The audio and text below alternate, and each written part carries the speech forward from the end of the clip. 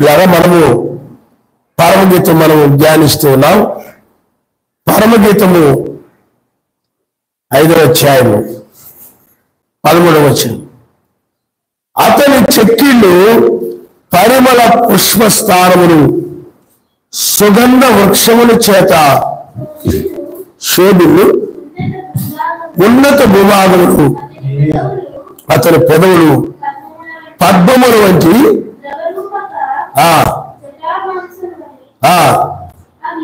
ద్రవరూపక జటామాంసమని అవి పరిమళించును.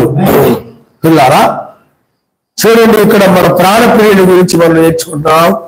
అతనికి నేత్రములు ఎలా ఉన్నాయో, అలాగే అతని యొక్క తల వెంట్రుకలు ఎలా ఉన్నాయో, అలాగే అతని శిరస్సు ఏ విధంగా ఉందో, ఇవన్నీ కూడా మనం నేర్చుకుంటూ వస్తున్నాం. ఇక్కడ మరలా అతని చెక్కిళ్ళు పరిమళ పుష్ప స్థానములు సుగంధ వృక్షముల చేత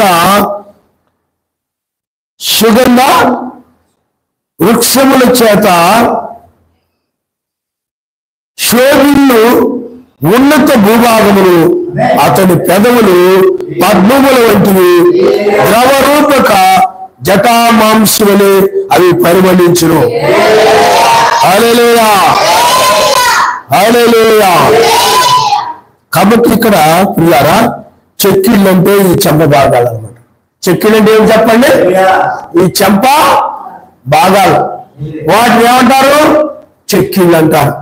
అంటే ఈ ముఖానికి సంబంధించినటువంటి ఆ చెక్కిళ్ళ గురించి, ఆ చెంప భాగాల గురించి, ఆయన చెంప భాగాలు ఎలా ఉన్నాయి, లేదా ఆయన చెక్కుళ్ళు ఎలా ఉన్నాయి అని అంటే, సువాసనలు వెదజల్లేటువంటి కమ్మని సౌరభాన్ని విరజల్లేటువంటి ఔషధాలు ఉన్నటువంటి స్థలాలవి అంటే ఇక్కడ ఔషధాలు. ఇక్కడ కూడా చూడండి, సుగంధ వృక్షముల చేత శోభిల్లు ఉన్నత భూభాగములు. అతని పెదవులు పద్మముల వంటివి ద్రవరూపక జడామాంసమని అవి పరిమళించును. కాబట్టి ఇక్కడ పిల్లారా, ఆయన చెక్కిళ్ళు సువాసనలు లేటువంటి పూల పోరపులు లాంటివి అన్నాడు. అంటే ఒక వ్యక్తి ఈ మంచి సువాసన రావడం కోసము ఆ ముఖానికి ఏ విధమైతే ఇప్పుడు రాసుకుంటుంటారు, ఏమంటే సువాసన లేటువంటి పూలతో తయారు చేయబడినటువంటి పౌడర్ లాంటివి, క్రీములు లాంటివి రాసుకుంటుంటారు. కానీ ఆయన అలా ఏమి రాసుకోలేదు. కానీ రాసుకోకపోయినా ఆయన యొక్క చెక్కిళ్ళు ఆ సువాసనలు వెదజల్లుతూ ఉంటాయి అన్నమాట.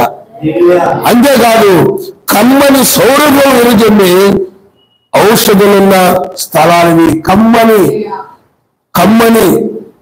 సౌరభం విరజిల్లేటువంటి ఔషధాలు ఉన్నటువంటి స్థలాలవి. ఆయన పెదవులు కనుగొలు లాంటివి, వాటిలో నుంచి బోళము ప్రవహిస్తా ఉంది. బోళం అంటే అర్పణ. బోళం అంటే ఏమిటి చెప్పండి? అర్పణ, ఔషధ గుణాలు ఉన్నటువంటి. అందుకని ఇక్కడ సుగంధ వృక్షముల చేత, సుగంధ వృక్షాలు అంటే ఈ సుగంధాలు వెదజల్లుతూ ఉంటాయి, మంచి సువాసన వెదజల్లుతూ ఉంటాయి సుగంధాలు. ఆ సుగంధాలు వెదజల్లుతున్నటువంటి చెంపల వల్ల ఆయన ఉన్నాయన్నమాట, చెక్కులు ఉన్నాయన్నమాట. అంటే దీని ఆత్మీయ భావాన్ని కనుక మనం చూసినట్లయితే, ఆత్మీయ భావం ఏంటంటే సుగంధ వృక్షాలు.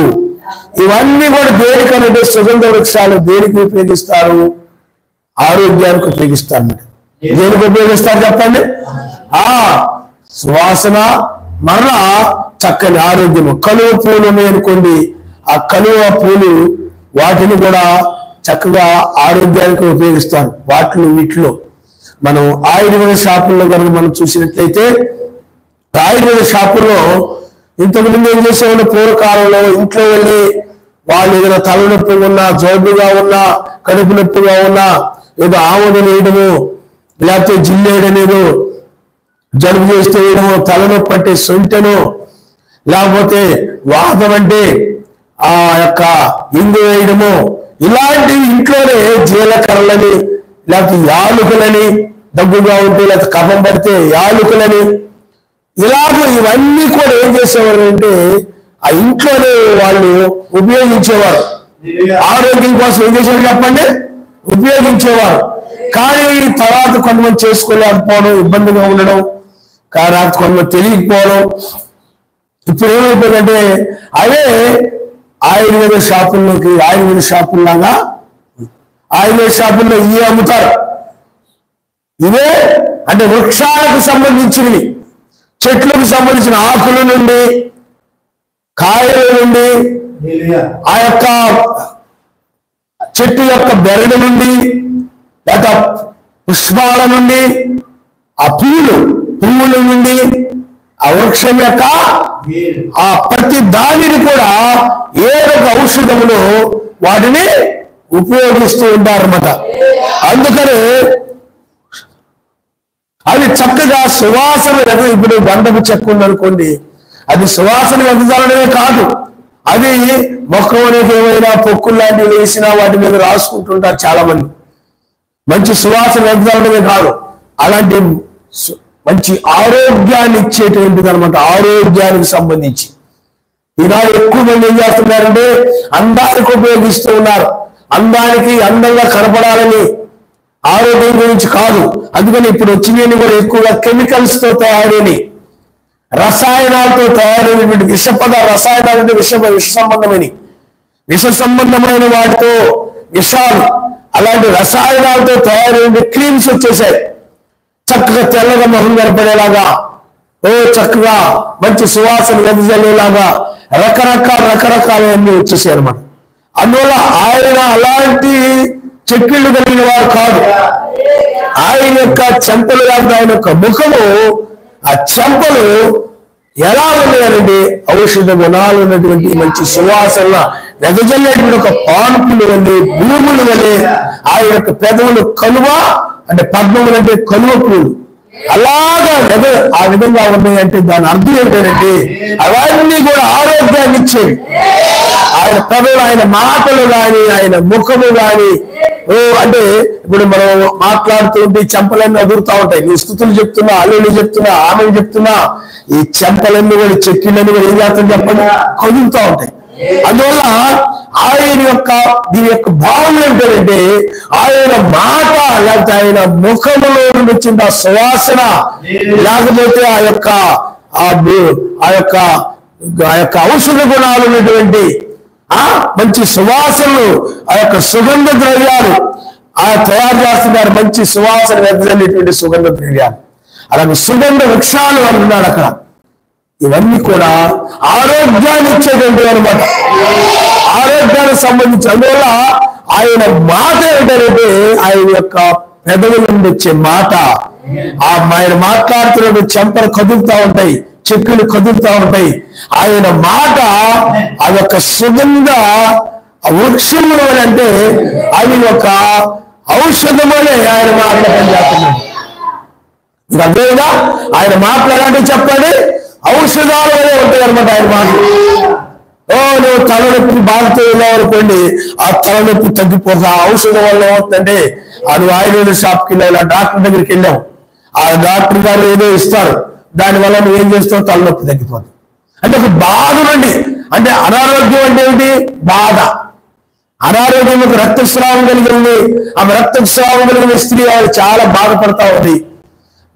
బాధపడుతూ ఉన్నప్పుడు ఆయన వస్త్రం చెంది ముడితే చాలు నాకు స్వస్థత కలుగుతుంది. ఆమె శ్వాసన కలిగి ఆయన్ని ముట్టినప్పుడు ఆమె స్వస్థత కలిగిందంటే బాధ నివారణ అయిందనమాట. ఆ బాధ నివారణ. కాబట్టి ఆయన యొక్క మాటలో ఏముందంటే ఔషధ గుణాలు ఉన్నాయి. అంటే ఆరోగ్యాన్ని ఇచ్చేటువంటి, లేకపోతే ఒక బాధను నివారణ చేసేటువంటి, లేకపోతే బాధను తగ్గించేటువంటి ఔషధ ఆయన మాటలో ఆ గుణం ఉందన్నమాట. అందువల్ల ఆయన మాటల్ని ఆ విధంగా ఆయన పెదవులంటే ఈ పిల్లలు ఏమనుకుంటారంటే చక్కగా కలువ పూలు అనగానే ఇంకా ఆడపిల్లలు మరీ ఏమనుకుంటారు చెప్పండి, అలాగా ఆ పెదవులు అలా ఊహించుకున్నారు వెళ్ళిపోతుంటారు. కానీ ఆయన పెదవులు అలా కాదు. ఆయన పెదవులు అలా ఉంటాయని కాదు, ఆత్మీయ భావాన్ని మనం చూడాలి. అక్షరార్థంగా తీసుకుంటే పరమ గీతాలు మనం అక్షరార్థంగా తీసుకుంటే ప్రమాదం. అక్షరార్థంగా తీసుకొని ఇజ్రాయిల్ ఏం చేస్తారంటే ఆ పిల్లలకి 30 సంవత్సరాలు వచ్చే వరకు కూడా పరమ గీతాలు చదవలేరు. ఎందుకంటే పాడైపోతారేమోని. కానీ దాని ఆత్మీయ భావాన్ని తెలిసినప్పుడు, ఆత్మీయ భావం అర్థమైనప్పుడు దానివల్ల ఏం పాడవరు, బాగుపడతారు.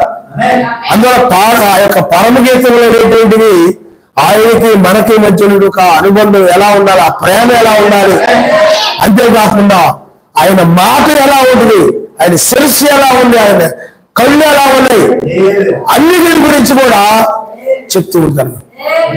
హల్లెలూయా, హల్లెలూయా. కాబట్టి పిల్లారా, ఇక్కడ ఆయన నోటి మాటలు ఏమో చెప్పండి, స్వస్థత అంటే ఔషధ గుణాలు ఉన్నాయి. సుగంధము అంటే మంచి ఏమండి సుగంధ ద్రవ్యాలు అంటారే అవన్నీ కూడా మంచి సువాసన వెదజల్లుతున్నటువంటి ద్రవ్యాలు. అలాగే ఇక్కడ సుగంధ వృక్షాలు అంటున్నారు. అంటే ఇవన్నీ కూడా మన ఆరోగ్యానికి ఉపయోగపడేటువంటి చెట్లు లాంటివి అన్నమాట.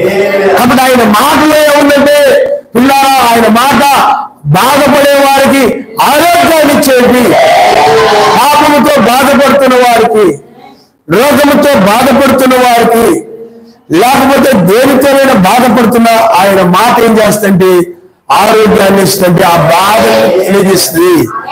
ఆ బాధను ఏం చేస్తాంటే తీసివేసి మనకు ఒక సంతోషాన్ని ఇచ్చేటువంటి మాటే ఆయన యొక్క నోటి నుండి వచ్చేటువంటి మాట ఉన్నది.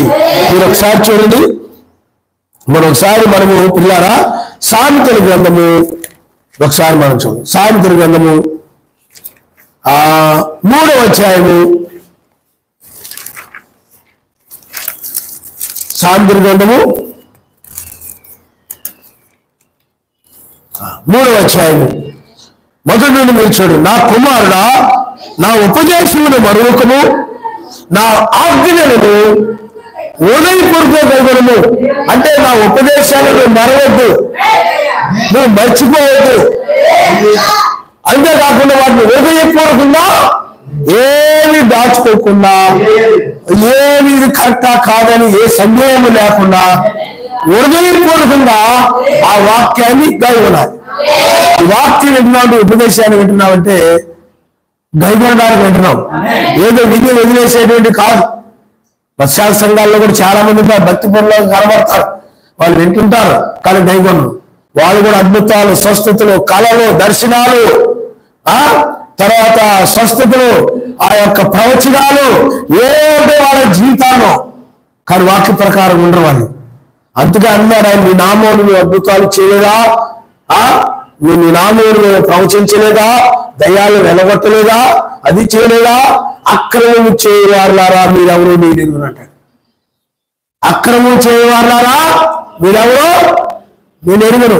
కాబట్టి పిల్లారా, ఆయన వాక్యమును హృదయపూర్వకంగా ఏ సందేహం లేకుండా అది మర్చిపోకుండా నేను ఉండాలి. అందుకని ఐక్య విచారాలు కలిగి ఉన్నాం అనుకోండి, మర్చిపోతున్నాను. కానీ ఆ వాక్యాన్ని ఎప్పుడు కూడా మరవద్దు. ఎందుకు మరవద్దు అంటే అది దీర్ఘాయువును సుఖజీవంతో గడిచిన సంవత్సరములను శాంతిని నీ కలుగు చేయను. వాటిని గైకొనడం వల్ల ఏది లాభమో చెప్తున్నాడు. వాక్యాన్ని గైకొనడం వల్ల, ఈ వాక్యాన్ని గైకొనకపోవడం వల్ల ఇవన్నీ కోల్పోతారన్నమాట. అందుకనే వాక్యాన్ని మరవకూడదు, వాక్యాన్ని ఎందుకంటే ఆయన మాటల్లో ఇవన్నీ ఆ యొక్క ఔషధం ఎలాగో పనిచేస్తో అలాగే నీ జీవితంలో ఆయన మాటలు ఒక ఔషధం వల్ల పనిచేస్తాయి అన్నమాట.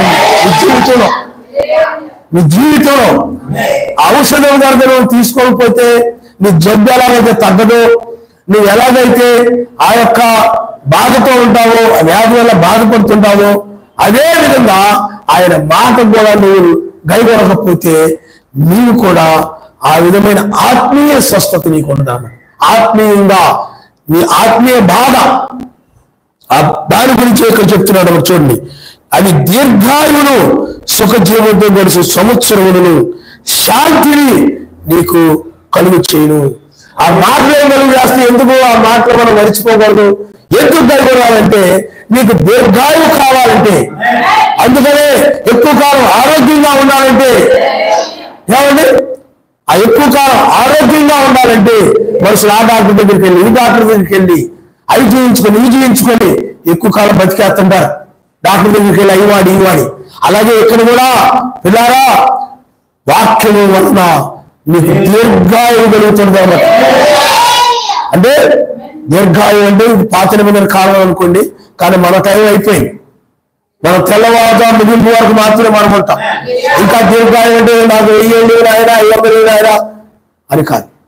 నిజంగా లోకం ఇక్కడ భూమి మీద కాదు, మనం దీర్ఘాయుష్యం కలిగి 1000 ఏళ్ల పాలన ఉంటాం అన్నమాట.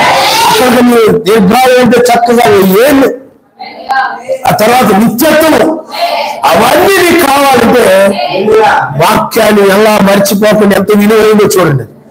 దాన్ని ఏం చేస్తామంటే ఇంట్లో ఆ యొక్క డబ్బులు కానీ, తాళపు గుర్తులు కానీ, లేకపోతే వస్తువులు కానీ, ఇంట్లో ఏమైనా కూడా నువ్వు మర్చిపో, అన్ని గుర్తుపెట్టుకుంటావు, అన్ని జ్ఞాపకుంచుకుంటుంటావు. ఇంట్లో ఎక్కడికైనా వెళ్ళాలనుకోండి, ఎవరిని రమ్మన్నారనుకోండి, ఎవరిని వెళ్ళాలనుకోండి, అన్ని గుర్తుపెట్టుకుంటావు, అన్ని గుర్తుంచుకుంటుంటావు. ప్రతిదీ కూడా ఎవరు తప్పులు అన్నా ఉన్నారు కూడా తప్పులు గుర్తు పెట్టుకుంటారు బాగా. ఎప్పుడు ఎవరు తప్పులు గుర్తుంటారు, వాళ్ళు చేసిన మంచిని గుర్తుండదు, కానీ తప్పులు మాత్రం ఎప్పుడు నీ జ్ఞాపకం వస్తుంటాయి అనమాట. ఇలాగ లోకంలో పనికిమాలి అనవసరమని ఎన్నో గుర్తుపెట్టుకోవచ్చు, లేకపోతే కొన్ని అవసరమైనవి గుర్తుపెట్టుకుంటుండొచ్చు. కానీ అన్నిటికంటే కూడా గుర్తుపెట్టుకోవాల్సింది ఏంటంటే ఆయన యొక్క వాక్యమే. దాన్ని మాత్రం మర్చిపోకూడదు. వాక్యాన్ని మాత్రం ఏం చేయకూడదు చెప్పండి, నువ్వు మర్చిపోకూడదు. హల్లెలూయా. ఎందుకంటే వాక్యాన్ని నువ్వు మర్చిపోయి దైవానికి పోయినట్లయితే దీర్ఘాయుష్ను పోగొట్టుకుంటావు, 1000 ఏళ్ల పాలన పోగొట్టుకుంటావు. అక్కడ సుఖ జీవనము, శాంతి. ఇక్కడ ఏంటంటే ఏదో లోకంలో సాతాను ఉన్నారు కాబట్టి, సాతాను యొక్క మనుషులు ఉన్నారు కాబట్టి ఇక్కడ ఏదో విధంగా శోధనలు, సమస్యలు, లేకపోతే ఈ శరీరంలో ఉన్నాయి కాబట్టి ఇబ్బందులు, ఇరుకులు ఏమిటి ఉంటాయి. ఇక్కడ ఎంత సుఖంగా జీవించాలన్నా డబ్బున్నా కానీ నెమ్మది ఉండదు. డబ్బున్నా కానీ అది ఏమైపోద్దో ఏంటో, రేపు పిల్లలు ఏం చేస్తారో అదేమో ఇదేమో అని ఏం చేస్తున్నారో చెప్పండి. రకరకాలుగా ఆ ధనాన్ని గురించి బాధపడే వాళ్ళు ఉంటున్నారు చాలా మంది. అందులో ఆ ధనవంతుడు కూడా ఏమన్నా చెప్పండి, డబ్బు ఉండదు కాబట్టి ఆ ధనవంతుడికి ఏముండదు, నెమ్మది ఉండదు, అతనికి సుఖ జీవనంతో ఏమి ఉండదు. వాళ్ళు మంచి బట్టలు వేసుకొని ఉండొచ్చు, నెలకేమో చక్కగా బంగారం పెట్టుకొని 4 ఉంగరాలు వేసుకొని కారులో తిరుగుతూ ఎంతో సుఖంగా మనకు కనబడచ్చు. కానీ వాళ్ళ హృదయంలో నెమ్మది ఉండదు. వాళ్ళ హృదయాల్లో ఏమని చెప్పండి, శాంతి ఉండదు. కానీ వాళ్ళ హృదయాల్లో శాంతి ఉండదు. ఏదో ఒక బాధల్లో ఉంటుంటారు వాళ్ళు, ఏదో ఒక సమస్యను బట్టి బాధపడుతూ ఉంటారు వాళ్ళు. సుఖంగా సంతోషంగా సంతోషంగా ఉండదు. కానీ మనుషులు చూడడానికి వాళ్ళకి ఏరా చక్కగా కార్లు తిరుగుతున్నారా, ఆయనకు కావాలంటే బండి అన్నం కొనుక్కుంటారా, లేకపోతే వాళ్ళ పిల్లడు కారు కావాలంటే అన్నం కొనేస్తారా, వాళ్ళకి ఏంటి శుభ్రంగా నెలకి 3 డబ్బులు వస్తూ ఉంటాయి, చక్కగా వాళ్ళు అన్ని కూడా కొనుక్కుంటా ఉంటారు. వాళ్ళు ఏది కావాలని హ్యాపీగా కొనుక్కుంటారు. వాళ్ళకి ఏంటిరా, ఎక్కడ కావాలంటే అక్కడికి వెళ్తారు, ఏ దేశం కావాలంటే ఆ దేశానికి వెళ్తారు, వాళ్ళకి ఏంటి అనుకుంటాం. కానీ వాళ్ళ హృదయంలో ఏముంది చెప్పండి, వాళ్ళ హృదయంలో పిల్లారా సుఖ జీవంతో గడుచు సంవత్సరాలు అంటే వాళ్ళ హృదయంలో సుఖం ఉండదు, నెమ్మది ఉండదు. ఆ పని ఎలా అయిద్దేమో, అది అలా అయిద్దేమో, ఇది ఎలా అయిద్దేమో, ఆ ఫ్యాక్టరీ ఎలా అయిపోద్దేమో, ఆ పొలం ఎలా అయిపోద్దేమో, ఏమండి ఒకటే టెన్షన్స్ అనమాట. అందుకనే ఇంతకు ముందు కంటే ఇప్పుడు మనుషులు చాలా సుఖంగా ఉన్నట్టు కనపడుతుంటారు. టెన్షన్స్ ఎక్కువైపోయాయి మనుషుల్లో. ఆ టెన్షన్స్ ఎక్కువైపోయి బీపీలు, షుగర్లు, థైరాయిడ్లు, ఇవి అవి వెళ్ళంతా జబ్బులే, ఒళ్ళంతా వ్యాధులే. ఇలారా ఎందుకు చెప్తున్నానంటే కారణం ఏంటంటే హృదయంలో ఉన్నటువంటి ఆ నెమ్మది లేనటువంటి ఆ జీవితం అన్నమాట. అదే ఆయన వాక్యమును దైవంతో ఉన్నట్లయితే హృదయానికి ఏమవుతుంది చెప్పండి, నెమ్మది వచ్చేస్తాం. అదే వయసుకు వచ్చాక శరీరం బలహీనపడి వ్యాధులు వస్తుంటే రావండి నేను అనలేదు, కానీ టెన్షన్స్ వాళ్ళు ఎక్కువ వస్తున్నాయి. ఇప్పుడు చిన్నపిల్లలకు కూడా వచ్చేస్తున్నాయి. వస్తుందంటే బీపీలు షుగర్లు, చిన్నపిల్లలకు కూడా అది ప్రమాదం. పూర్వమైనటువంటి ముసలి అయిపోయిన తర్వాత యాకోబు ఉన్నాడు అనుకోండి, ముసలివాడిని, యోసేపు, వీళ్ళందరూ మనం లేకపోతే ఇస్సాకు వృద్ధులైపోయినప్పుడు చూపు మందగించడం, దృష్టి మందగించడం ఇలాంటివన్నీ. ఎందుకంటే అన్ని వాళ్ళ దృష్టి ఎందుకు మందగించిందా అంటే అన్నిటికంటే బలహీనమైన శరీరంలో బలహీనమైన అవయవాలు ఏంటంటే కన్నులు. ఆ కన్నులు బలహీనమైనవి కాబట్టి వయసు పెరిగే కొద్దీ మొట్టమొదట అవి బలహీనమైపోతాయి ఉండేదన్నమాట ఆ రోజుల్లో.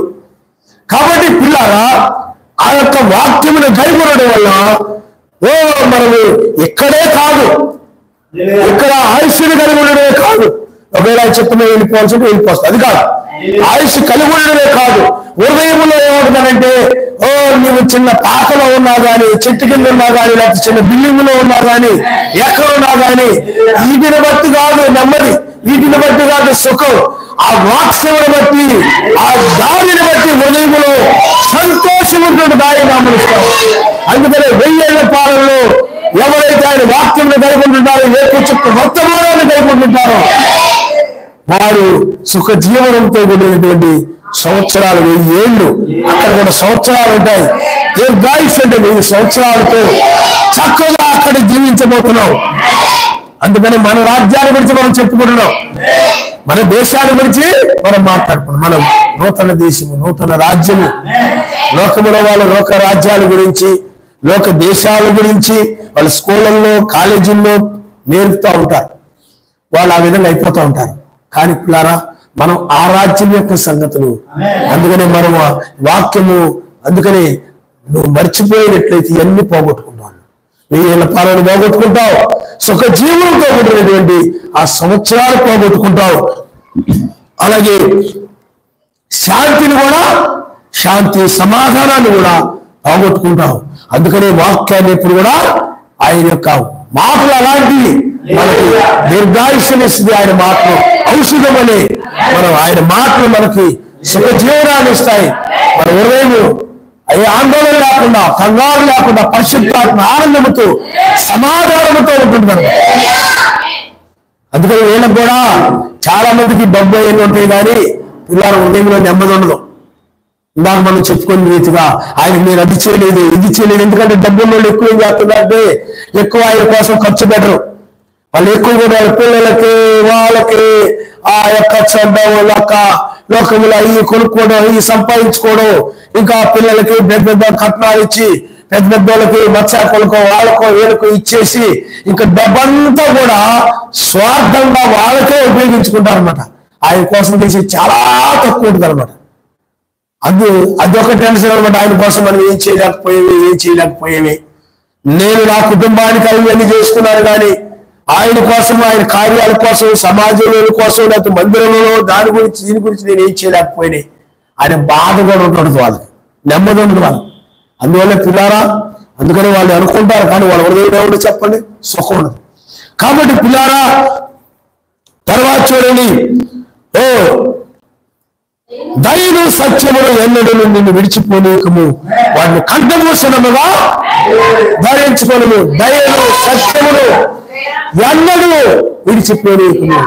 దయ అనగా ఇతరుల పట్ల ప్రేమ కలిగి ఉన్నాం.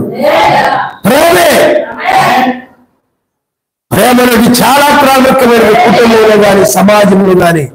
ఆ ప్రేమ ఏం చేస్తుంటే నిన్ను ఎవరైనా బంధించేస్తుంది. ఆ ప్రేమ పిల్లలు కూడా తల్లిదండ్రులు ప్రేమ ఏం చేస్తా చెప్పండి, బంధిస్తారనమాట. ఆ ప్రేమతో ఉంటున్నాం అనుకోండి పిల్లరా, ఆ ప్రేమ వల్ల ఏమైపోతారు చెప్పండి వాళ్ళు. అలాగే మన తండ్రి కూడా ఆయన ప్రేమను బట్టి మనం ఏం చేశాడు, బంధించాడు ఆయన. అందుకని ఆయన ప్రేమను మనం ఆయన వాక్యాన్ని మేరాలన్నా, ఎందుకంటే ఆయన చూపించిన ప్రేమ, ఆయన చూపించినటువంటి ప్రేమ మన కోసం ప్రాణం పెట్టాడు. ఆయన మన కోసం శరీరాలుగా వచ్చాడు, మన కోసం దూతలు పంపించాడు, మన కోసం ఇప్పుడు ఏకో చుక్కగా రెండవసారి వచ్చాడు. అంత ప్రేమ కలిగిన ఆయన. అందుకని నువ్వు కూడా ఆ యొక్క ప్రేమను, ఆ దయను కంఠభూషణముగా ధరించుకును. అలాగే సత్యమును కూడా ఎన్నడూ విడిచిపోనివద్దు, వాటిని కంఠభూషణంగా ధరించుకో అన్నాడు. అంటే ఇక్కడ చూడండి, ఎన్నడూ నేను విడిచిపోనీయకము. ప్రేమ అనేది ఎప్పుడు కూడా విడిచిపెట్టకూడదు. నీ జీవితంలో ప్రేమ కలిగి ఉండాలి, ప్రేమతోనే చేయాలి, ప్రేమతోనే మాట్లాడాలి. నువ్వు గనక అసూయతో, గర్వంతో, కక్షతో ఇలాంటి ఎప్పుడైతే నువ్వు చేస్తావో ప్రేమ నేను విడిచిపెట్టి వెళ్ళిపోయేటి. ప్రేమ కలిగి నీకు అసూయ పడు, ప్రేమ కలిగి దొంగిలించడు, అబద్ధాలు ఆడు, పరస్త్రీని అతడు ఆశించడు, వాళ్ళ జీవితాలు నాశనం చేయడు. అదేగా అలాగే ప్రేమ కలిగిన వ్యక్తి ఇతరుడు ఆశించడు. అంటే అతడు తన కష్టార్జితము ఆయన ఇచ్చిన దాన్ని బట్టి అతడు ఏం చేస్తాడు చెప్పండి, జీవిస్తూ ఉంటాడు. అందువలన అతడు ప్రేమ కలిగి, అందుకని ప్రేమలో ఏమన్నా చెప్పండి, ప్రేమ నరహత్య చేయదు, విచరించదు, దొంగిలించదు. ఇతరులు ఎలా చేస్తాడు, నేను అక్కడ సహోదర ప్రేమ లేదు. సహోదర ప్రేమ ఉంటుంది, అలాంటివన్నీ చేయడు. కొండాలు చెప్పడం కానీ, గొడవలు పెట్టడం కానీ, విభేదాలు పెట్టడం కానీ, అసూయ పడ్డం కానీ, దురాలోచనలు పెట్టుకోవడం కానీ, వాళ్ళ మీద వీళ్ళ మీద ఏదో పెట్టుకొని అదే దాంతో బాధపడుతూ కూర్చోవడం కానీ అలాంటివి ఏమి ఉండవు ప్రేమలో. ప్రేమ ఎప్పుడు ఏం చేస్తుంటే అది పిల్లారా, అందుకనే ఆ ప్రేమ ఎప్పుడు ఏం చేస్తుంటే అది మేలు కోరుతూ ఉంటుంది అన్నమాట. మేలు చేస్తుంది, మేలుగా ఆలోచిస్తుంది. అందువల్ల ఆ ప్రేమ కలిగి ఆ ప్రేమను ఎప్పుడు కూడా నిన్ను విడిచిపోనివ్వకూడదు. సత్యమనగా వాక్యమే, సత్యమనగా ఆయనే, ఆయన్ని ఎప్పుడు కూడా విడిచిపెట్టకుండా విడిచిపోని కంఠభూషణాన్ని ఆ రోజులు ఏం చేసేవాడు, దాన్ని తగిలించుకొని విడిచిపెట్టేవాడు కాదు. అక్కడ మెల్లోనే ఎప్పుడు ఉంటలేదు. అతడు ఏ ఊరిని వెళ్తున్నా కానీ, ఎక్కడికైనా వెళ్తున్నా కానీ, బంధువుల దగ్గరికి వెళ్తున్నా, లేకపోతే స్నేహితుల దగ్గరికి వెళ్తున్నా, సమాజం దగ్గరికి వెళ్తున్నా, సహోదరుల దగ్గరికి వెళ్తున్నా, ఆరాధించడానికి వెళుతున్నా, స్నానానికి వెళుతున్నా, ఊరు వెళుతున్నా, ఏది చేస్తున్నా కానీ ఏమిటి చెప్పండి, ఆ కంఠహారం విడిచిపెట్టకుండా అలాగే ఉంటుంది అన్నమాట. అలాగే నీ ప్రేమ ఎక్కడికి వెళ్ళినా ప్రేమ కలిగి ఆ ప్రేమ అనేటువంటి సత్యమైనటువంటి కంఠహారాన్ని ఎప్పుడు ధరించుకునే ఉండాలి. ఎప్పుడు కూడా నువ్వు ధరించుకునే ఉండాలి. మరి ఏ విధంగా కూడా ఉండకూడదు, ఎప్పుడు ధరించుకునే ఉండాలి. ప్రేమను ఎప్పుడు నువ్వు ఎక్కడికి వెళ్ళినా ప్రేమ గల హృదయంతోనే ఉండాలి. ప్రేమ ప్రేమ ప్రేమ ఎందుకంటే 1000 ఏళ్ల పాలనలో ప్రేమే ఉంటుంది. 1000 ఏళ్ల పాలనలో ప్రేమను మనము కంఠభూషణంగా ధరించుకొని సత్యమనగా మెస్సైన మనము అలా విడవకుండా, ప్రేమను విడవకుండా అక్కడ ప్రేమ కలిగి జీవిస్తూ ఉంటారు అన్నమాట. అందరూ కూడా ఒకరి పట్ల ఒకరు ప్రేమ కలిగి, అది ఆయన ప్రేమ. ఆ ప్రేమ కలిగి ఆయన్ని కలిగి ప్రేమ కలిగి అందరు కూడా కంఠాన్ని హారంగా కలిగి ఆ 1000 ఏళ్ల పాలనలో జీవిస్తూ ఉంటారు. హల్లెలూయా, హల్లెలూయా. అందుకని ఆయన మాటలు ప్రేమ కలిగి ఉండమని చెప్పే మాటలు, ఆ ప్రేమ, ఆయన మాటలు, ఆ ప్రేమ ఎప్పుడు కూడా నీకు స్వస్థతనిస్తాను. ప్రేమ అనేది గొప్ప ఔషధం. ఆ ప్రేమ అనేటువంటిది అనేక మంది బాధపడే హృదయాలను కూడా స్వస్థతనిచ్చేటువంటిది ప్రేమ. చూడండి, పాపంలో నశించిపోతూ, పాపంలో మూలుగుతూ, పాపం విమోచన కొరకై బాధపడుతున్న వారు ఆయన ప్రేమ కలిగి రక్తము చిందించడం ద్వారా అనేక హృదయాలకి స్వస్థ వచ్చింది, నెమ్మది వచ్చింది. ఆ నెమ్మది వచ్చే జరిగింది చెప్పండి, ఆరోగ్యము. అలా కూర్చున్నాం అంతే. బైబిల్ పక్కన పెట్టాం మనం. బైబిల్ చదివేది ఏం లేదు, పక్కన పెట్టి చదివే వాళ్ళు పట్టుకోండి, మీరు పక్కన పెట్టేయండి చాలు. మీరు చదవడం చూడడం పక్కన పెట్టి, ఎందుకంటే అన్ని ఆమె చెప్పట్లేదు. కాబట్టి పిల్లల చేతులు ఎత్తి మనం మహిమపరచాలి. హల్లెలూయా, హల్లెలూయా. కాబట్టి పిల్లరా మీరు గమనించండి,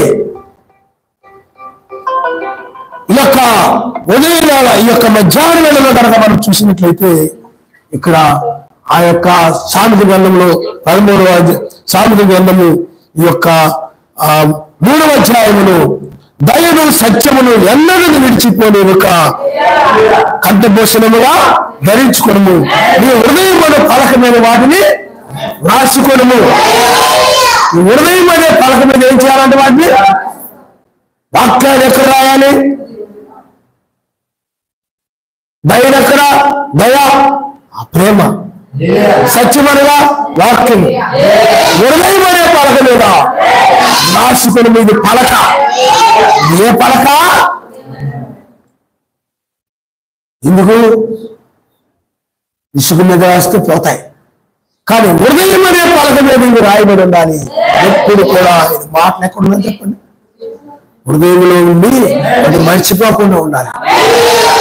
అంటే ఆ పలక మీద రాయబడితే ఎలా ఉంటాయో అలాగే నీ హృదయంలో కూడా మాటలు ఎప్పుడు జ్ఞాపకం చేసుకుంటా ఉండేవాడిని మర్చిపోవడం వాళ్ళు అంటారు అన్నమాట. మర్చిపోవడం అంటే జ్ఞాపకానికి రాకుండా పోవడం, గుర్తుకు చేసుకోకుండా ఉండడం. వాక్యాన్ని ఎప్పుడు గుర్తు తెచ్చుకోకుండా, వాక్యాన్ని ఎప్పుడు కూడా ఏం చేయాలా? ఎన్న వాక్యాన్ని గుర్తుకు తెచ్చుకుంటా ఉండాలి, గుర్తుకు తెచ్చుకుంటారు. వర్తమానాన్ని గుర్తుకు తెచ్చుకుంటా ఉండాలి. కానీ నిజమైన వధువు ఆయన వర్తమానాన్ని గుర్తుకు తెచ్చుకుంటా ఉంటుంది. ఓ గుర్తు అదే కనుక నిజమైన వధువు కాదనుకో, ఆ వర్తమానాన్ని గుర్తుకు తెచ్చుకుంటా అవి ఇవి ఇవి అవి ఏవో అన్ని గుర్తుకు తెచ్చుకుంటుంది. అనవసర విషయాలని కూడా, పనికిరాని విషయాలని కూడా గుర్తుకు తెచ్చుకుంటాం. ఎప్పుడు కూడా వాక్యాన్ని గుర్తుకు తెచ్చుకుంటాం. అప్పుడే ఆ హృదయమైన పలక మీద రాయబడినట్లు లెక్క. హల్లెలూయా, హల్లెలూయా. చూడండి, అప్పుడు నువ్వు సరస్వతి దృష్టి ఎందును, మానవుని దృష్టి ఎందును నువ్వు దైవంది మంచివాడు అని అనిపించుకుందువు. అప్పుడు నువ్వు సరస్వతి దృష్టి ఎందును, మానవుని దృష్టి ఎందును నువ్వు దైవంది మంచివాడు అని అనిపించుకుందువు. మంచివాడు అని అనిపించుకోవాలి. అతడు ప్రేమ కలిగిన వారా, అంటే దయ కలిగిన వారా, అతడు సత్యముగా ఉంటారా, అంటే వాక్య ప్రకారంగా ఉంటారా, అతడు ప్రేమ కలిగిన వారా అని అనిపించుకో. సరశక్తి మంత్రి దృష్టి ఎందును, మనుషుల దృష్టి ఎందును మంచివాడు అనిపించుకో. ప్రేమ కలిగిన వ్యక్తి మంచివాడు. ప్రేమ కలిగిన వాళ్ళు మంచివాళ్ళు అంటారు. అసూయపరుని, గర్విష్టిని, అలాగే కోపిష్టిని, ఆ ప్రేమ కలిగిన వాళ్ళే మంచివాళ్ళు అంటారు తప్ప ఆ ద్వేషము, అసూయ ఇలాంటి చెడుతనము కలిగిన వారిని మంచి వాళ్ళు అనరు. లోకంలో వాళ్ళు కూడా ప్రేమ కలిగి ఉంటారు, మళ్ళీ మంచిగా కూడా ఉంటారు, అలాగే చెడుగా కూడా ఉంటారు. కానీ నిజమైన వధువు అలా ఉండదు, ఎప్పుడు ప్రేమ కలిగి మాత్రమే ఉంటారు. అందుకని నువ్వేమంటావు, అతను చాలా ప్రేమ కలిగిన వారా మరి అలా అనిపించుకోవాలి. అదే మంచి పేరు అంటారు. నీ పేరు నలుగురికి తెలియాలి. ఎలా తెలుస్తుంది? అతడు మంచివాడిని తెలియాలి. అతడు అసూయపరుడా, అతడు గర్విష్ట, అతడు కోపిష్ట, అతడు స్వార్థపరుడా, అతడు అనుమానస్తుడా, అతడు దొంగరా, ఏమండి అతడు ఇలాంటి బిరుదులు పెట్టి సంపాదించుకోవద్దు. అలాంటి పేర్లు సంపాదించుకోవద్దు. అసూయ వలన అందరు కూడా అసూయపడే పేరు వచ్చాడు. గర్వంతో ఉన్నావు అనుకోండి, అయిపోతే గర్వంతో ఉన్నావు అనుకోండి, ఆ గర్విష్ఠా అని పేరు వచ్చేస్తుంది నీకు. నీ పేరు పలాని వ్యక్తి గర్విష్ఠ, పలాని వ్యక్తి అసూయపరుడా, పలాని వ్యక్తి దీర్ఘశాంతము లేదురా, సహనం తక్కువరా, అతనికి దానికి ముక్కు మీద కోపం ఉంటుందిరా, ముక్కు మీద కోపం ఉంటుందిరా, ఆయనకి చాలా సహనం తక్కువ, ఏది కూడా తట్టుకోలేడు ఆయన. నిందలు తట్టుకోలేడు, అవమానాలు తట్టుకోలేడు, శ్రమలు తట్టుకోలేడు, ఓర్పు చాలా తక్కువ. నువ్వు ఆ విధంగా ఉన్నావు అనుకో, అలాంటి పేరే వచ్చేస్తాడు. అందరూ అలాగా అనుకుంటారు. అలా అనిపించుకోవద్దు. నువ్వు అలాంటి వ్యక్తిగా నువ్వు అనిపించుకోవద్దు. దయగలిగిన వ్యక్తిగా, ప్రేమ కలిగిన వ్యక్తిగా, సరశక్తి దృష్టిలోనే కాదు, మనుషుల దృష్టిలో అంటే సమాజంలో కూడా. హల్లెలూయా. ఇక్కడ నీకు ఏ పేరు ఉందో అక్కడ అదే పేరు ఉందన్న. మంచివాడు, మంచి ఆమె అనే పేరు ఉందనుకోండి, అక్కడ కూడా అదే పేరు. ఇక్కడ చెడ్డ వ్యక్తి అనే పేరు ఉందనుకోండి, చెడ్డలను ఎవరంటారు? ఎవరు అంటారు? అసూయపరుని, గర్విష్ఠుని, అవును దురాలోచన కలిగిన వాడిని, హింసించేవాడిని, బాధించేవాడిని. దయ్యం అనమాట, బాధ పెట్టేది దయ్యం. మా సూటిపోటీ మానవ ద్వారా బాధించేవాడిని, నిందలేసేవాడిని, నేర్పున నిందలేసేవాడిని, ఇలాంటి వాళ్ళు అందరూ ఏమంటారు? చెడ్డోళ్ళు అంటారు. దొంగతనాలు చేయడం, వ్యభిచరించడం, త్రాగడం, అదేగా ఇలాంటి లక్షణాలు కలిగిన వాళ్ళు ఏమంటారు? చెడ్డోళ్ళు అంటారు. ఇతరులు అంటే వాళ్ళలో ప్రేమ లేదు. ప్రేమ లేని వ్యక్తి ఇవన్నీ చేస్తుంటారు అన్నమాట. అందువల్ల నేను చెడ్డవాడు అనిపించుకోవద్దు. ప్రేమ కలిగి ఉన్నావు అనుకో, నువ్వు ప్రేమతో ఉంటే చాలు, నువ్వు అనిపించుకోవాల్సి చేయాల్సిన అవసరం లేదు. వాళ్ళు అనుకుంటారు ఇతను చాలా ప్రేమ కలిగిన వాడు. అదేగా ఎప్పుడు ప్రేమే. మొన్న కావాలంటుంది, మా ఆయన బుద్ధి బాగుంది అనుకోండి, ప్రేమగానే ఉంటాడండి. ఆయన తెక్కెక్కింది అనుకోండి, ప్రేమ ఉండదు, బాగుండదు, ఏముండదు, అసలు స్వరూపం అప్పుడు బయటపడతారు. చాలా మంది స్త్రీలు అదే చెప్తూ ఉంటారు. చాలా మంది, ఏమా మీ ఆయన బాగానే ఉంటున్నాడా, బాగుంటున్నాడా, బాగానే ఉంటున్నాడండి, బాగానే ఉంటాడండి, బాగానే చూసుకుంటాడండి, అన్ని తెచ్చి పెడతాడండి. ఏదో ఒక కొన్నిసార్లు అపార్థం చేసుకుంటాడండి, కొన్నిసార్లు ఆయన ఏదో ఒక తప్పుగా తీసుకుంటాడండి. అప్పుడు ఆయన మూర్ఖత్వం బయటపడుతుందండి. మనం చెప్పే మాటకి వినడండి, ఆయన మాటే ఇంకా పట్టుకొని వేలాడతాడండి, మన మాట వినడండి. అలాంటి సాక్ష్యం అలా అనిపించుకోవద్దు. నీవు అలాంటి సమయంలో కూడా ప్రేమ కలిగిన వ్యక్తిగానే ఉంటావు. హల్లెలూయా, హల్లెలూయా. అందుకని ఆ ప్రేమను ఎప్పటి కూడా మీరు విడిచిపోనివద్దు. సర్వశక్తివంతుని దృష్టి ఎందును, మానవుల దృష్టి ఎందును నీవు దయనుంది మంచివాడు అనిపించుకున్నప్పుడు ఆయన దయని కలుగుతుందన్నమాట. ఎప్పుడైతే ఇవి కలిగి ఉంటాం, అందుకని 1000 ఏళ్ల పాలన మనం ఆయన దయ కలిగి మనం జీవిస్తాం, ఆయన ప్రేమ కలిగి మనం నడుస్తుంటాం. ఓ మంచివాడు అనిపించుకుంటారు 1000 ఏళ్ల పాలన. హల్లెలూయా, హల్లెలూయా. మంచివాడు పరిశుద్ధుల అవసరాల్లో పాలు పొందడం, ఓ రోగులుగా ఉంటే పరామర్శించడం, సరసాల్లో ఉంటే విచారించడం, ఆకలి దప్పులతో ఉంటే సహాయం చేయడం, పెట్టడం, ఇవన్నీ కూడా మంచి వాటి కింద వస్తాయి. ఇవన్నీ కూడా ప్రేమ, ప్రతిది కూడా ప్రేమ. అందువల్ల అలాంటి ప్రేమ కలిగినటువంటి వారిని పట్ల ఆయన దయగలిగి ఉంటాడు. ఆయన నమస్కారం. హల్లెలూయా. అందుకని పూర్వ హృదయంతో 50 నమ్మిక ఉంచము, నీ పూర్వ హృదయంతో ఆయన హల్లెలూయా, హల్లెలూయా. ఆయన మాటలే ఉందంటే స్వస్థత ఉంది, ఆయన మాటలే ఉందనంటే పిల్లారా దయ ఉంది, ఆయన మాటలో సత్యం ఉంది. ఆయన మాటలు వినే వ్యక్తి మంచి వ్యక్తిగా మారిపోతాడు. ఏమవుతాడు చెప్పండి? ఆయన మాటలు వినే వ్యక్తి భయం. ఆయన రక్తం కార్చిన దగ్గర నుండి మనం చూసినట్లయితే ఇప్పటికి అనేక మంది కఠిన హృదయం కలిగిన వారు, క్రోధ హృదయం కలిగిన వారు, కషాయ హృదయం కలిగిన వారు, అతి భయంకరులు కూడా చాలా మంచి వాళ్ళుగా మారిపోయారు. ఎందుకంటే ఆయన మాటలు అలాంటివి, ఆయన ప్రేమ అలాంటిది. అలాంటి ప్రేమ కలిగిన మాటల ద్వారా ఆయన మనల్ని ఏం చేస్తాడనంటే మంచి వారిగా మారుస్తాడు, దయగలిగిన వారుగా మారుస్తాడు. అందుకని ఆయన యొక్క నీ పూర్ణ హృదయంతో ఆయన నమ్మికయించుము. ఏదైనా ఏ విషయంలోనైనా నువ్వు ఆయన పట్ల ఏం కలిగి ఉండాలి చెప్పండి? నమ్మకము కలిగి ఉండాలి, నమ్మకము కలిగి ఉండాలి. అయ్యగారు ఇప్పుడు మాకు పాస్టర్ గారు ఉండేవారు.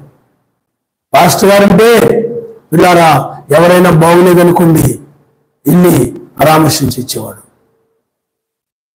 అంతవరకే మంచిదే, కానీ రోజు వెళ్ళి వచ్చేవాడు అనమాట. మంచిదే కాదంటలేదు, కానీ వారి గురించి ప్రార్థన చేయాలి. అది చాలా ప్రాముఖ్యం. ఎందుకనంటే రోజు వెళ్ళి పరామర్శించవచ్చు, పలకరించవచ్చు, మంచిదే. కానీ దానికంటే ముఖ్యం ఏంటంటే స్వస్థపరిచేవాడు ఆయన. రోజు వెళ్ళినంత మాత్రం వచ్చే మాత్రం స్వస్థత రాదు. అర్థమైందా మీకు? రోజు వెళ్ళి పలకరించేందుకు మాత్రం స్వస్థత పొందుతాడా? పలకరించవచ్చు, ఎన్ని అవచ్చు, కానీ ప్రార్థన మీద చాలా ప్రాముఖ్యం. కాబట్టి అతనికి ఎప్పుడు కూడా మనము మన మీద నమ్మకం కలిగేలాగా కాదు, ఆయన మీద నమ్మకం కలిగేలాగా మాట్లాడాలి. ఆయన మీద ఆయన స్వస్థపరుస్తాడు, ఆయనకు అసాధ్యమైనది ఏమి లేదు, ఆయన బాగు చేస్తాడు. ఆయన గురించి మాట్లాడినప్పుడు నీ చెక్కిళ్ళు కూడా ఎలాంటివనంటే ఆయన లాగా సుగంధ ద్రవ్యాలతో వినినటువంటి చెంపలే. ఈ నోరు కూడా అలాంటిది. అది హృదయపూర్వకమైన నమ్ము. హృదయపూర్వకంగా మనస్సంతో సందేహం కూడా లేకుండా పరిపూర్ణంగా నమ్మడమే. హల్లెలూయా, హల్లెలూయా. ఆ తర్వాత కూడా చూడండి ఆయన ఏం చెప్తున్నాడు? నీ ప్రవర్తన ఎంతటి అందు ఆయన అధికారం ఒప్పుకొను. అంటే నీ ప్రవర్తన అంతా కూడా అంటే ఆయన అధికారం చేత నువ్వు ప్రవర్తించాలి. ఆయన అధికారాన్ని ఒప్పుకొని ఆయన చిత్త ప్రకారం ప్రవర్తించాలి. నీ ఇష్టం వచ్చినది కాదు, నీ ఇష్టం వచ్చినట్టు చేయడానికి కాదు, నీ ఇష్టం వచ్చినట్టు నడవడానికి కాదు, నీ ఇష్టం జీవించడం కాదు. ఆయన అధికారము, ఆయనకు వాక్యం ఏం చెప్తుందో దాని ప్రకారమే ఇవన్నీ చూడండి. అప్పుడు ఆయన త్రోవలను సరళం చేయను. నేను జ్ఞానిని కదా నువ్వు అనుకోవద్దు, నేను జ్ఞానిని కదా నువ్వు అనుకోవద్దు. 50 భయభక్తులు కలిగి చెడుతను విడిచిపెట్టును. అప్పుడు నీ దేహములకు ఆరోగ్యమును, నీ ఎముకలకు సత్వమును కలుగును. హల్లెలూయా, హల్లెలూయా. నీ ఎముకలకు సత్వమును, చెడుతనాన్ని విడిచిపెట్టును. అందుకనే ఆ సువాసన ఉన్న చోట చెడ్డ వాసన ఉన్నది, ఇంకా పోతాయి. అదేంటి మీకు? అలాగే ఔషధాలు ఉన్నటువంటి వాడిని వాడినప్పుడు ఆ యొక్క చెడుతనం పోయి ఆరోగ్యాన్ని పొందుకుంటాడు. అలాగే మంచి మాటల వల్ల కూడా, సత్యం వలన కూడా, ఆయన మాటల వల్ల కూడా ఏమి కలుగుతాడంటే ఆ యొక్క చెడుతనం పోయి మంచి వ్యక్తిగా, ఆరోగ్యవంతుడిగా మారిపోతాడు. అందుకని ఔషధ గుణాలు ఉన్నటువంటి మాటలుగా ఉండాలి మన మాట. చాలా చెట్లు ఉంటాయి, వాటిలో ఆరోగ్యానికి ఉపయోగపడకుండా ఉంటాయి చాలా చెట్లు. కొన్ని చెట్లు విష పదార్థాలతో, విషాలతో గురించి చెట్లు ఉంటుంటాయి. అవి ఔషధ గుణాలు ఉన్న చెట్లు కాదు, మంచి చెట్లు ఉంటాయి. అలాంటి చెట్టు వల్ల నువ్వు ఉండాలి. అలాంటి చెట్టు వల్ల ఉంటే ఔషధ గుణాలు ఉంటే మంచి ఆరోగ్యాన్ని ఇచ్చేటువంటి చెట్లు వల్లే ఉండాలి తప్ప పనికిరాని చెట్లు వలె ఉండకూడదు. ఆయన నామస్తోత్రం. హల్లెలూయా. ఆయన చెంపలు ఆరోగ్యాన్ని ఇచ్చేవిగా, అంటే సుగంధ ద్రవ్యాలతో ఉన్నటువంటి ప్రేమ. హల్లెలూయా, హల్లెలూయా. ఒకసారి కరిసే కుక్క ఉంది అనుకోండి, అటు వెళ్తున్నా అరుతుంది అనుకోండి. అదే ఒక రోజు అటు రోజు ఇటు రోజు వెళ్తూ దానికి రొట్టె ముక్క 2 బిస్కెట్లు వేసాం అనుకోండి, కామైపోయి ప్రేమ అరవదు. అలాగే నువ్వు కూడా ప్రేమ ద్వారానే ఏదైనా సాధ్యమవుతుంది తప్ప ప్రేమ లేకుండా ఏది లేదు. అందుకనే ప్రేమే, అందుకని పిల్లారా ఆ ప్రేమే మంచి ఔషధము. ఆ ప్రేమతో నువ్వు మాట్లాడినప్పుడు, ప్రేమతో నువ్వు మాట్లాడినప్పుడు ఆ బాధలో ఉన్న వాళ్ళు ఏమవుతారు చెప్పండి? నెమ్మది పొందుతారు. అందులో మాటలు వచ్చే మాటలు ప్రేమతో రావాలి. ద్వేషముతోనో, అసూయతోనో, క్రోధముతోనో, కక్షతోనో, లేకపోతే చెడుతనముతోనో రాకూడదు. ప్రేమతో, ప్రేమ కలిగి, దయ కలిగి, జాలి కలిగి ఆ మాటలో. అందుకని మన పట్ల ఆయన ప్రేమ కలిగి మనతో మాట్లాడారు. అదే ఔషధ గుణాలతో ఉన్నట్టు మాటలు అంటారు. ఆయన చెంపల్లో ప్రేమ ఉంది, ఆయన పెదవుల్లో ఏమని చెప్పండి? ప్రేమ ఉంది. ఈ మాటలు కూడా ఎలా ఉండాలి? ప్రేమతో ఉండాలి. హల్లెలూయా, హల్లెలూయా. కాబట్టి పిల్లరా ఆలోచించేయండి, మనం ప్రార్థన చేస్తాం.